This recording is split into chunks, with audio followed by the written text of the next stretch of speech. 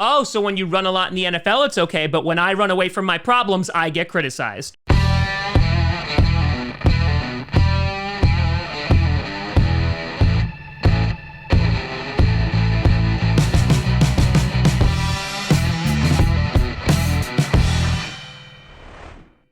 Grossi Posse Packer Nation. Welcome to another episode of Packcast, the podcast where you don't have to be a Packers fan, but it sure does help. I'm your host, Tom. Arbitrary lists, they're my favorite. Grossi, and today we're going to be taking a look at the top 10 running backs heading into the 2021 season. I did the quarterbacks list, and I got enough hateful comments, so why not more? Before we get to that, I want to do a big shout out and thank you to some brand new patrons and YouTube members. First, over on the Patreon side of things, we have Paul, Mo, we have Tom, can't wait to see Devontae Adams in silver and black. Grossi.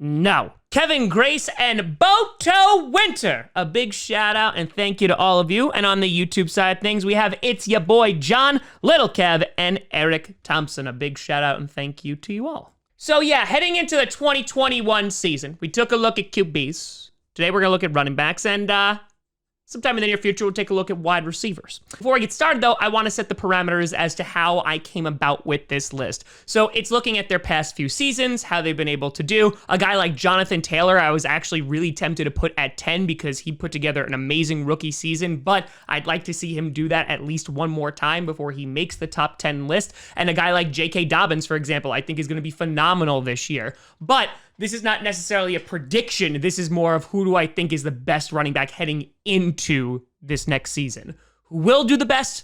That's a different conversation. So let's start off with number 10, and that's Chicago Bears running back David Montgomery. Yep, we're going to kick it off. I think Montgomery, absolutely, hovering right there on the top 10, because when he's utilized, crazy enough, the Bears do better. And it has been infuriating to watch David Montgomery be misused in Chicago because Matt Nagy has no idea what the heck he's doing. And plus, they don't have an offensive line, so that's not doing him any favors. Last season, he had over 1,000 yards, had 8 touchdowns, and even 2 receiving touchdowns. The guy is kind of like that bright spot on that offense because who knows what's going on with QB. Yes, I know you just got Justin Fields, but before that, you had Nick Foles and Mitch Trubisky. The offensive line is really not so good. Allen Robinson's just like, I'm out there fighting for my life. Someone just throw me a damn spiral. And last year, Mooney did look good, but David Montgomery, if you could get him going, that offense is just going to be so much better than its mediocre self. And so, because of all the things that David Montgomery has to deal with, and on top of that, he's still able to shine through and succeed, yeah, he just makes the top 10. Number 9, you got Mr. Josh Jacobs, the running back for the Vegas Raiders. Back-to-back 1,000-yard seasons, had 12 touchdowns last year. Guy is just a monster of a runner, breaking tackles left and right, getting those hard-fought yards. And again, on an offense where I feel like there's a lot of talent there, especially starting to get in the passing game. You have Henry Ruggs go fast, of course. You have Waller there. You have John Gruden, who's doing something. He's knocking on some inanimate object on the sideline. But Josh Jacobs, I feel like, is an underrated back. And while he's not really making a ton of headlines or anything like that, I see you, Josh Jacobs, and I see what you're doing. And I think if the Raiders are able to take another step, obviously they built that offensive line up a little bit, those stats are going to get even better as time goes on. Number 8, you got Ezekiel Elliott. Now, I know a lot of people have been bashing Zeke ever since he signed his contract. He hasn't been putting up those numbers, but listen, the guy is still pretty darn good. I know they've had some losses on the offensive line, but still putting up numbers. Nearly had 1,000 yards last year, and he's also really viable in the passing game, had over 50 receptions last year. So while, yes, it's not the Zeke of a couple seasons ago, the guy still is putting up damn good numbers. And listen, like 2 seasons ago, he put up like 1,300 yards. So yes, he hasn't jumped in a Salvation Army pot on the sideline recently, but I think he's still going to be an important piece of that offense while you have Dak coming back, and obviously you have a ton of receiving threats. If you're able to get Zeke back to his old form, those Cowboys could be real good.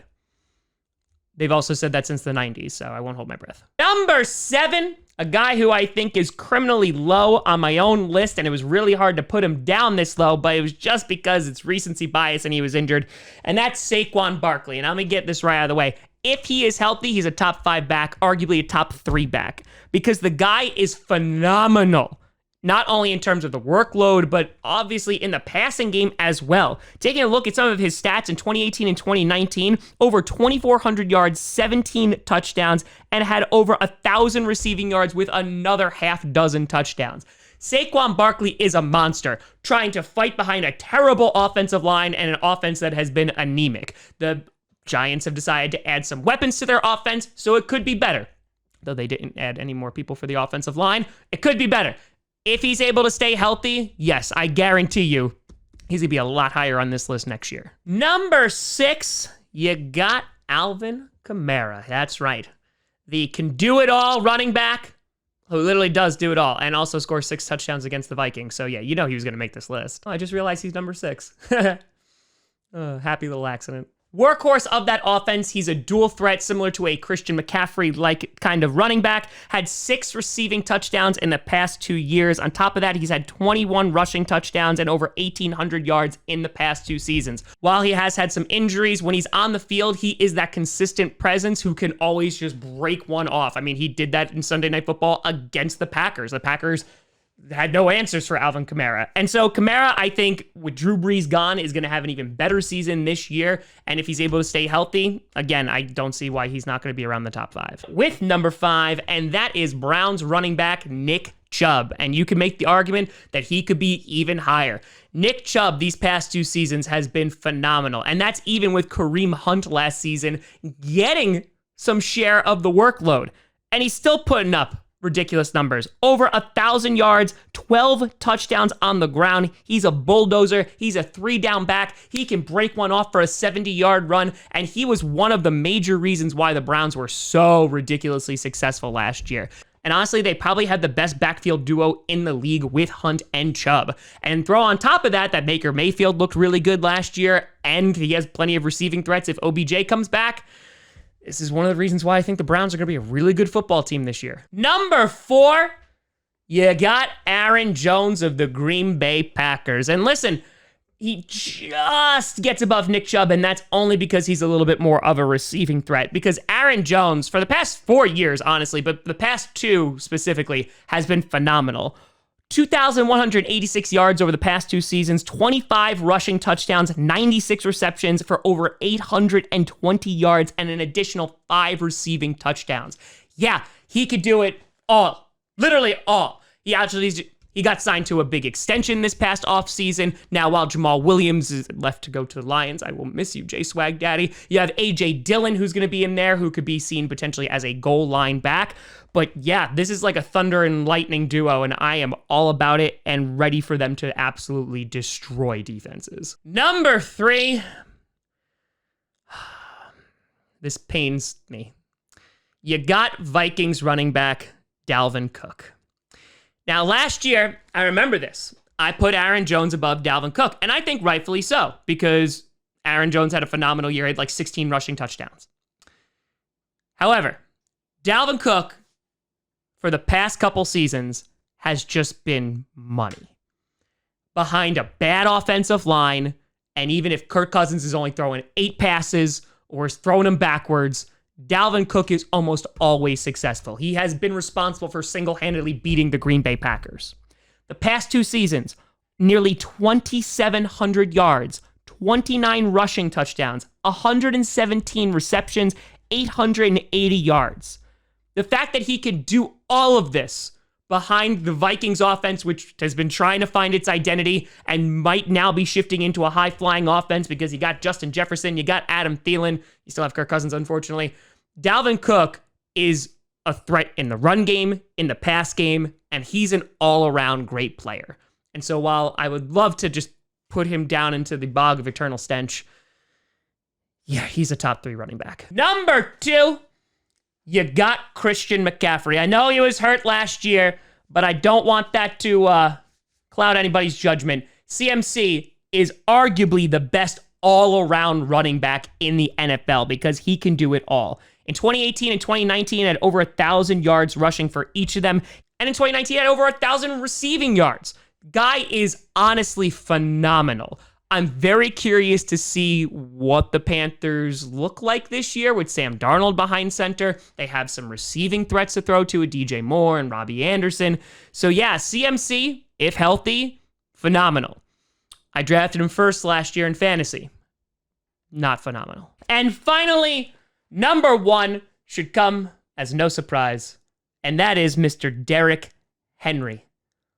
2,027 rushing yards last season, 17 touchdowns. The past 3 seasons, over 1,000 yards each season, and at least 12 touchdowns. That's bonkers. Derrick Henry, when he was re-signed, which honestly wasn't for as much money as I thought it would.